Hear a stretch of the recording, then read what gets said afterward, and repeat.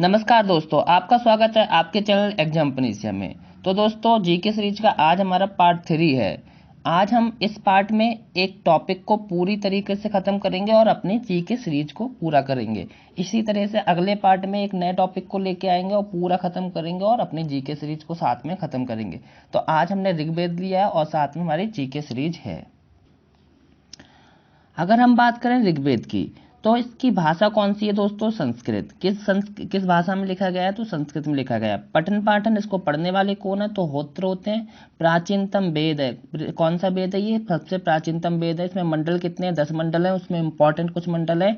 तीसरा मंडल विश्वामित्र जी का है और इसमें क्या है? गायत्री मंत्र है। चौथा मंडल वामदेव जी का है, कृषि के मंत्र है इसमें। सातवां मंडल वशिष्ठ है इसके, और दशराग इसमें युद्ध का वर्णन हुआ है। 10वें मंडल की बात करें तो पुरुष सूक्त है, ब्राह्मण क्षत्रिय वैश्य शूद्र। कभी कभी पूछा जाता है ब्राह्मण क्षत्रिय वैश्य शूद्र, ये 4 जो पुरुष सूक्त है इसमें कौन से मंडल में इसका वर्णन है? तो आप बता सकते हैं 10वें मंडल में इसका वर्णन है। बात करें नमा मंडल, नमा मंडल में इंपॉर्टेंट हो जाता है, सोमदेव को समर्पित है। किसको समर्पित है? सोमदेव को।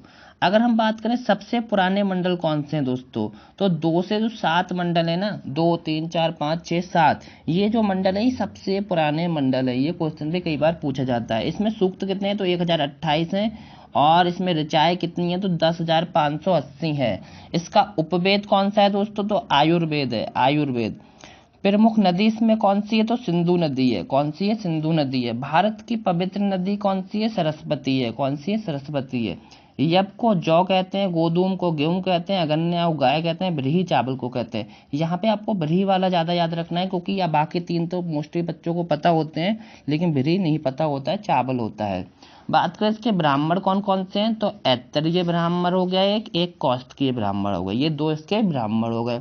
सबसे ज्यादा श्लोक किसको समर्पित हैं? तो इंद्र को है। किसको है? इंद्र को सबसे ज्यादा श्लोक समर्पित हैं।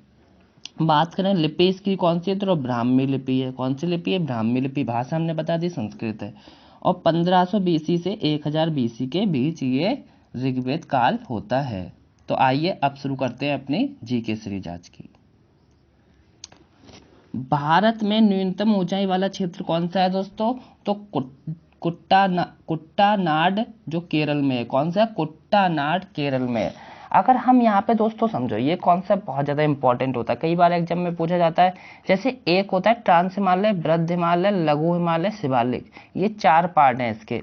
और ये क्या है? ऊपर ये क्या लिखा है? नॉर्थ, और नीचे लिखा है साउथ और न्यू। मतलब पूछा जाए कि इसमें सबसे पुराना या सबसे उत्तर में कौन सा हिमालय है, तो ट्रांस है। फिर उसके उसके बाद कौन सा है? बृहद हिमालय। फिर कौन सा है? लघु हिमालय। फिर कौन सा है? शिवालिक हिमालय। इसी प्रकार पूछा जाए सबसे नया हिमालय कौन सा है, तो शिवालिक हो जाएगा। और सबसे दक्षिण में कौन सा है? तब भी शिवालिक हो जाएगा। तो इस तरह से आपको पूरा प्रॉपर नोट्स बना लेने हैं, इसी तरह से पढ़ना है। अगर बात करें ट्रांस हिमालय, ट्रांस हिमालय की बात करें तो तिब्बत का क्षेत्र जो है वो ट्रांस हिमालय में आता है। और जो बृहद हिमालय की बात करें उसको महान हिमालय कहते हैं, हिमाद्री भी कहते हैं।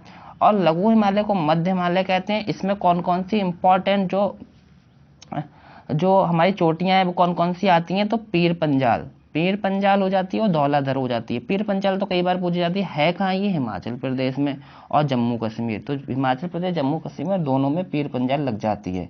यहाँ पे जो हमारे ऊपर जो हिमालय वाला पार्ट है, अगर क्वेश्चन आया तो इसी पार्ट से आएगा दोस्तों, बच नहीं सकता। उत्तर से दक्षिण की अगर हम बात करें तो हमारे पास 3 से 4 इंपॉर्टेंट हो जाती हैं। देखो, काराकोरम चोटी, लद्दाख, जास्कर, ये तीनों ही जो पहाड़ हैं ये बहुत ज़्यादा इंपॉर्टेंट हो जाते हैं। काराकोरम, लद्दाख, जास्कर कैसे याद करेंगे? कलेजा से। का से काराकोरम, ले से लद्दाख, और जास्कर से जास्कर। अब यहाँ पे आपको देखना है, लेकिन ये ऊपर वाला उत्तर से नीचे दक्षिण में, मतलब सबसे उत्तर में कौन सा है? काराकोरम। फिर कौन सा है? लद्दाख। सबसे दक्षिण में कौन सा है? जास्कर। तो आपको इसका क्रम भी पता चल गया और आपको तीनों जो पर्वत हैं वो याद भी हो गए। बात करें पूरब से पश्चिम, पूरब से पश्चिम नहीं, पश्चिम से पूरब, पश्चिम से पूरब यहाँ लिखा है, तो आपको ध्यान से देखना है। धौलागिर, धौलागिर कहाँ हो जाएगा? पश्चिम में। अन्नपूर्णा, एवरेस्ट, कंचनजंगा। तो ये आपको ध्यान रखना है। अगर ये 4 चोटियां हैं तो इनको आप कैसे ध्यान रखेंगे कि कौन सी पूरब में, कौन सी पश्चिम में? पूरब में कौन सी है? कंचनजंगा, और पश्चिम में कौन सी धौलागिरी है। और अगर पूछ ले कभी कभी, एक बार क्वेश्चन यूपी SSS में पूछा गया था कि जो पीर पंजाल है वह कौन सी मतलब कहाँ पे है, तो सबसे दक्षिण में है। इन चारों में 4 ऑप्शन थे तो पूछा गया था सबसे दक्षिण में कौन सी है, तो पीर पंजाल हो जाएगी। तो ये पूरा कॉन्सेप्ट है, यहाँ से क्वेश्चन बाहर नहीं जा सकता क्योंकि यहाँ पे पूरा का पूरा बता गया कौन सा नया हिमालय है, कौन सा पुराना है, कौन सा दक्षिण में है, कौन सा पश्चिम में है, सब बता दिया गया है दोस्तों। कभी कभी पूछा जाता है मिजो पहाड़ियाँ, कौन सी पहाड़ियाँ दोस्तों पूछी जाती हैं, मिजो पहाड़ियाँ, तो लुसाई पहाड़ियाँ, मिजो पहाड़ियाँ लुसाई पहाड़ियाँ कहते हैं। मिजो पहाड़ियों को कौन से पहाड़ियाँ कहते हैं, लुसाई पहाड़ियाँ कहते हैं। भारत में सर्वाधिक सघनता वाला भूकंपीय क्षेत्र कौन सा है दोस्तों, भारत में सर्वाधिक सघनता वाला भूकंपीय क्षेत्र कौन सा है, हिमालय क्षेत्र है। कौन सा क्षेत्र है, हिमालय क्षेत्र है। सरोवरीय मैदान कहाँ पाए जाते हैं, तो कश्मीरी घाटी इम्फाल बेसिन में पाए जाते हैं। पंपास अर्जेंटीना में, ब्राजील उरुग्वे में घास के मैदान है। बेल्स घास के मैदान कहाँ पे है, दक्षिण अफ्रीका में। ये सारे घास के मैदान है, कई बार एग्जाम में पूछे जाते हैं। प्रेरीज की बात करें तो उत्तरी अमेरिका में प्रेरीज घास के मैदान पाए जाते हैं। डाउन्स की बात करें तो ऑस्ट्रेलिया में पाए जाते हैं डाउन्स के घास के मैदान। सवाना घास के मैदान कहाँ पाए जाते हैं, तो पूर्वी अफ्रीका में पाए जाते हैं। कौन कौन से देश हो जाते हैं, केन्या हो जाता है और तंजानिया हो जाता है। लानोज कहाँ पाए जाते हैं, तो वेनेजुला में पाए जाते हैं। कहाँ पाए जाते हैं, वेनेजुला में पाए जाते हैं। स्टेपीज, स्टेपीज कहाँ पाए जाते हैं, तो यूरेशिया में पाए जाते हैं। तो यूरेशिया कहाँ है, रूस में है। यदि दोस्तों आपको वीडियो अच्छी लगती है तो वीडियो को शेयर अपने दोस्तों में जरूर करें और वीडियो को लाइक भी करें, जिससे कि हमें मोटिवेशन मिले और अच्छे वीडियो बना पाएँ। केंद्रीय खाद्य तकनीकी अनुसंधान कहाँ है, तो मैसूर में है। कहाँ है, मैसूर में। प्रथम वाचन, ये क्वेश्चन कहाँ से दोस्तों, ये हमारा पॉलिटी से है। यहाँ कभी कभी वाचन पूछे जाते हैं। 3 वाचन हुए थे, प्रथम द्वितीय तृतीय। तो पहला वाचन 4 नवंबर 1948 से 9 नवंबर 1948 के बीच हुआ। मतलब कितने दिन हुआ, ये 5 दिन हुआ, आपको पता चल रहा है यहाँ से। द्वितीय वाचन की बात करें 15 नवंबर से 1948 से 17 अक्टूबर 1949 के बीच हुआ। और यही जो वाचन है सबसे लंबा है दोस्तों। तृतीय वाचन की बात करें 17 नवंबर 1949 से 26 नवंबर 1949। यहाँ पे भी आपको साफ साफ दिख रहा है ये वाचन कितने दिन चला, 9 दिन चला। लेकिन ये वाचन अप्रॉक्स 1 साल चला, 1 साल चला दोस्तों ये वाचन, द्वितीय वाचन, इसलिए सबसे लंबा है। और यही क्वेश्चन कई बार पूछा जाता है कि सब तीनों वाचन में सबसे लंबा वाचन कौन सा है, तो वह द्वितीय वाचन है। यही क्वेश्चन बार बार पूछा जाता है। बात करें कुल अधिवेशन कितने हुए थे दोस्तों, ये अधिवेशन हम तब बात कर रहे हैं जब वहाँ पे मीटिंग्स हुई थी, जब शुरुआत में हमारे पॉलिटी जब संविधान बन रहा था तब। तो कितने अधिवेशन हुए थे, 11 अधिवेशन हुए थे। 12वां अधिवेशन कौन सा था, 26 जनवरी 1950 तक ये 12वां अधिवेशन कभी कभी पूछा जाता है। अगर ऐसे करके क्वेश्चन आके 26 जनवरी 1950 तक कितने अधिवेशन हुए, कितने मतलब बैठकें हुई, तो कितनी हुई, 12। लेकिन पूछे कुल अधिवेशन या कुल बैठकें कितनी हुई, तो 11 हुई। तो इस तरह से आपको क्वेश्चन को ध्यान से पढ़ना है और ध्यान से उत्तर देना है। राज्यसभा के सदस्य, राज्यसभा के सदस्य 6 वर्ष इनका कार्यकाल होता है, आयु 30 वर्ष होती है। प्रत्येक 2 वर्ष में 1/3 सदस्य अवकाश ग्रहण कर लेते हैं। मतलब 1/3 सदस्य जो क्या कर लेंगे, अवकाश ग्रहण कर लेंगे। टोटल के 12 सदस्य राष्ट्रपति द्वारा मनोनीत होते हैं। ये कॉन्सेप्ट कहाँ से लिया गया है दोस्तों, जो आयरलैंड से लिया गया है। और आपको ध्यान रखना ये 1/3 है, ये हर 2 साल में अवकाश ग्रहण कर लेते हैं, मतलब कि यहाँ से बर्खास्त हो जाते हैं। अगर बात करें हम गठन की इसकी, तो गठन कब हुआ था, 3 अप्रैल 1952 को। कब हुआ था, 3 अप्रैल 1952 को लोकसभा का राज्यसभा का गठन होता है। और ये कैसा सदन है, तो स्थायी सदन है।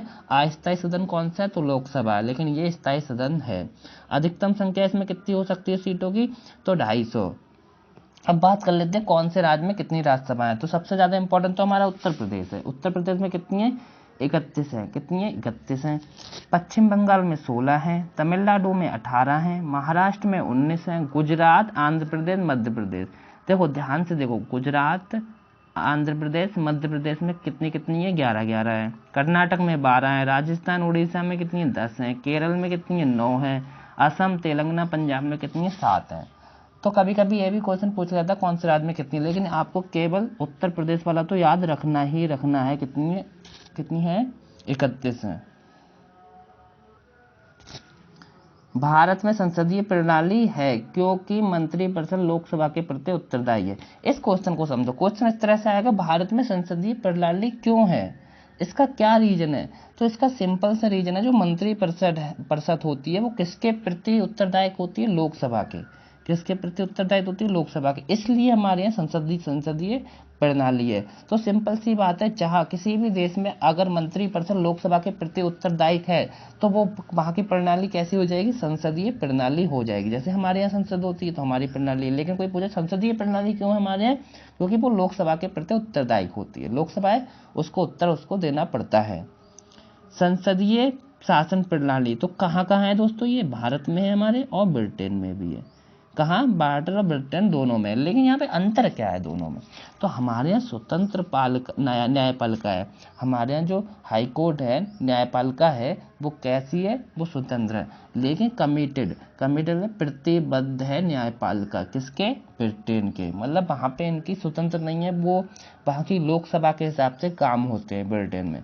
लेकिन भारत में स्वतंत्र न्यायपालिका है, लेकिन संसदीय शासन प्रणाली दोनों में है। तो ये अंतर है। ये कई बार यहाँ से क्वेश्चन बनते हैं। ये बहुत छोटी बात है लेकिन बहुत ज़्यादा इंपॉर्टेंट बात होती है दोस्तों। तो दोस्तों ये वीडियो आज यहीं ख़त्म होती है। वीडियो कैसी लगी आपको कमेंट बॉक्स में कमेंट करके ज़रूर बताना है।